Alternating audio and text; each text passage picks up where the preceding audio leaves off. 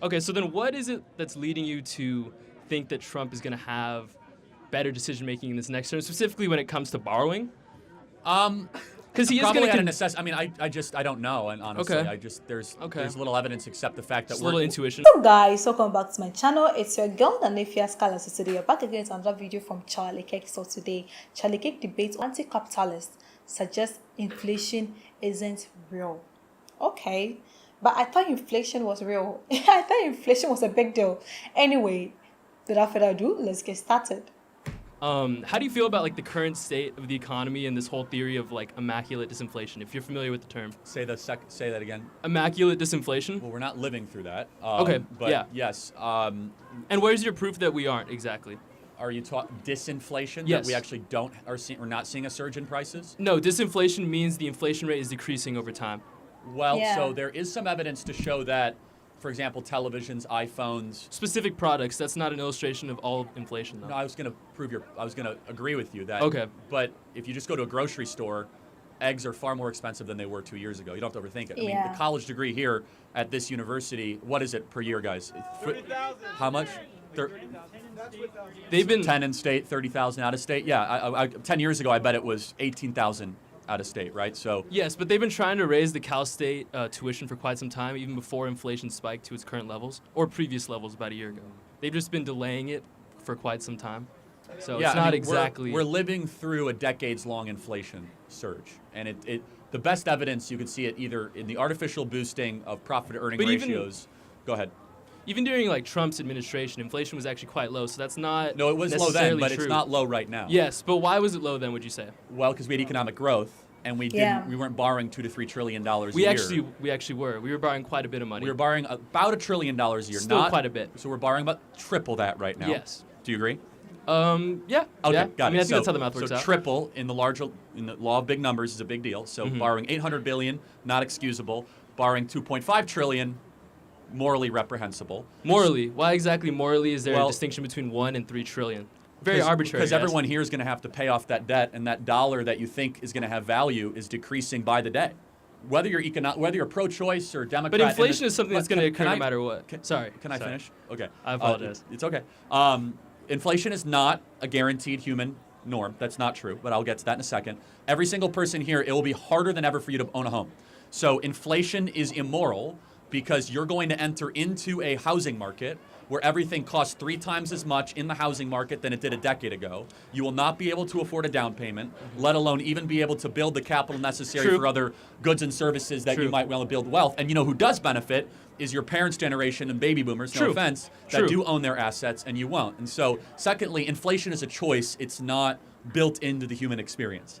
The human experience, sure, but the economic system, especially a capitalist economic system, it definitely is. How would you try to achieve 0% inflation? 0% inflation? Yeah. Well, I wouldn't want 0% inflation. So then it is built in. Inflation... And it is a necessary evil. No, I said I wouldn't want it. Okay. Moderate inflation is good for money velocity and for growth. Yes. But you need to manage that versus the growth rate, right? So this goes back to Milton Friedman's idea of the Chicago monetarism. You can laugh all you want. Friedman? Yeah, all right. Okay. What's so funny about Milton Friedman? The fact he's the greatest economist of the 20th century, or qualify? That's I don't know. I wouldn't say he's exactly that. So you're more like a John Maynard Keynes guy. So yeah. Not necessarily. Okay, no. I just take a more broad approach than specifically Milton Friedman. We Friedman. don't need to have a central bank. We do have a central bank. Okay. Bold claim. I'll follow you though. You don't need to have a central bank. I used to be very against the Federal Reserve as well. Okay, I'm just saying you don't need to have one, but we choose to have one. The central bank has been overly politicized to try to stop, let's just say, natural economic cycles from occurring. Both administrations, Bush, Obama, Trump, Biden, have leaned on the central bank to use cheap money as a way to try to keep the good times flowing and the good times going. Yeah. Okay, that's definitely for sure. So we don't agree. Well, we don't disagree. Yeah, but here's the other thing I would say.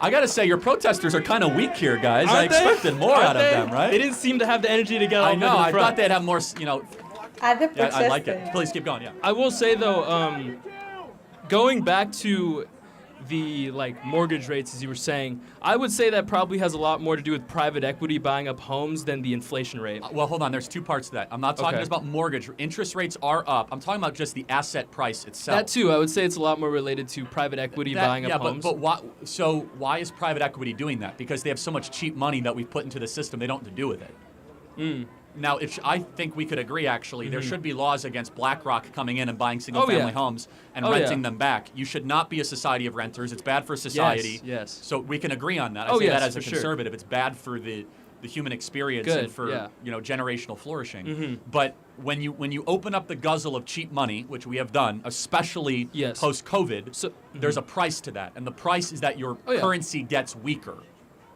Okay. And we're seeing that right now.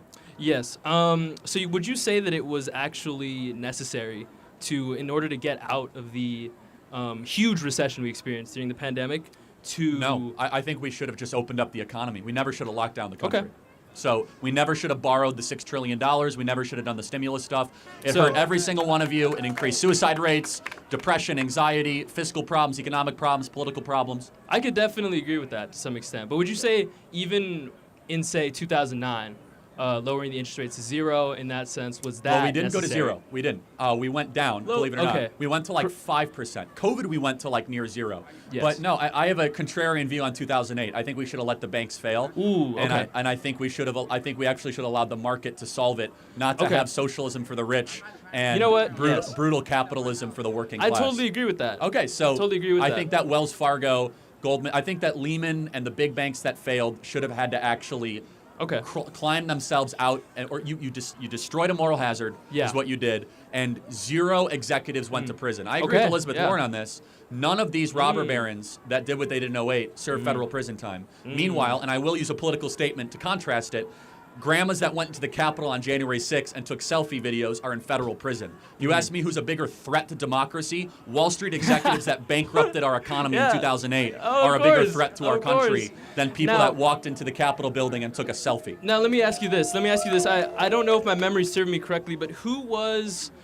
did Steve Mnuchin serve under the Trump administration? Yeah, he was from Goldman Sachs. Did he serve under the Trump administration? That's right, yeah.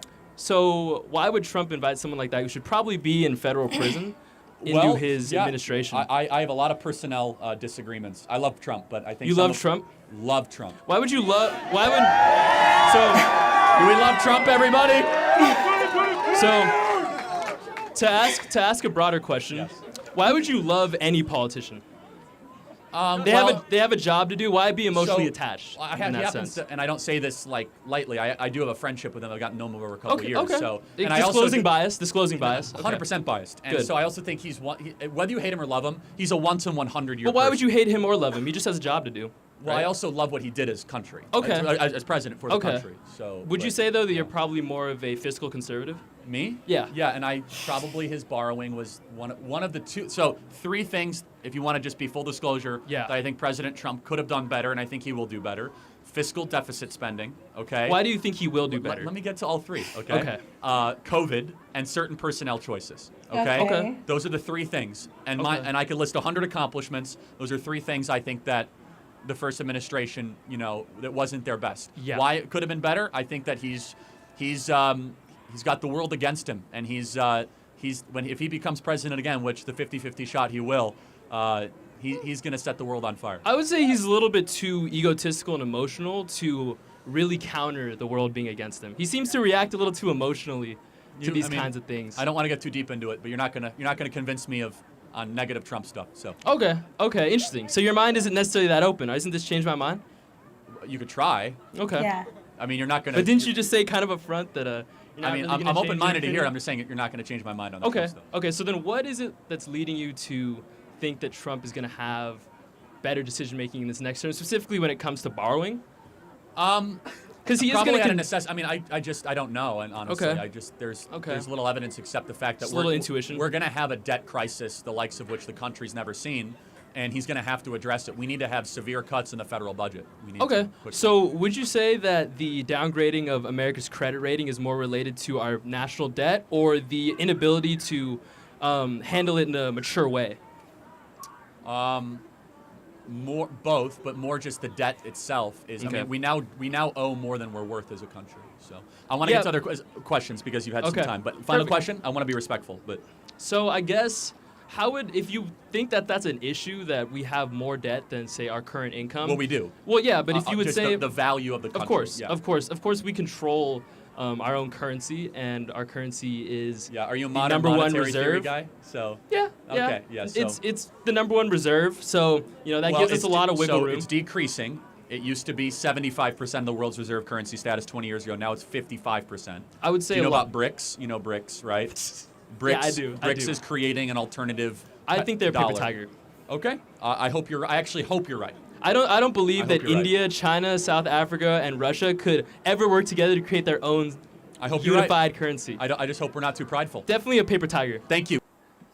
I just hope we are not too proudful. I mean, let's talk about the inflation. No, first of all, let me know what you think about this. Let me know what you think about this. Let me know whether whether you agree with Charlie the last statements. I mean, he was saying that if Trump was here, he will manage this. I mean, their capitalism and inflation rates very well. Let me know if you agree with him, though. But anyway, inflation is something that I know is real, like it do exist, especially when your currency is depreciating. And Charlie is right when he spoke about the COVID time, and yeah, especially the COVID time. The currency like really dropped because there was no, first of all, the productivity dropped. The country was locked down. So obviously the productivity, how people work, the human resources, it wasn't working like it used to. So it affects the currency and it causes this inflation. And I think growth of the economic stability also has impact on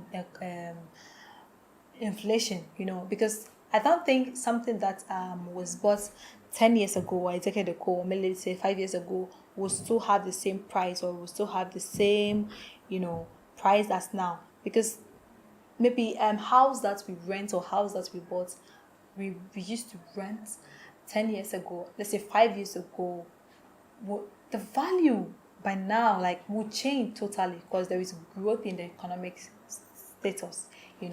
I think the growth of the economic also affects that inflation. So of course, inflation is real. So let me know what you think about this video. You think, yeah, indeed inflation is real? Let me know if you think you agree with Charlie too, or if you think you agree with the college student too. Let me know in the comment section. If you have any recommendations or suggestions for me too, I'm so glad to check it out. If you are new to my channel, welcome. Don't forget to click on the subscription button for more notifications. Thanks for watching.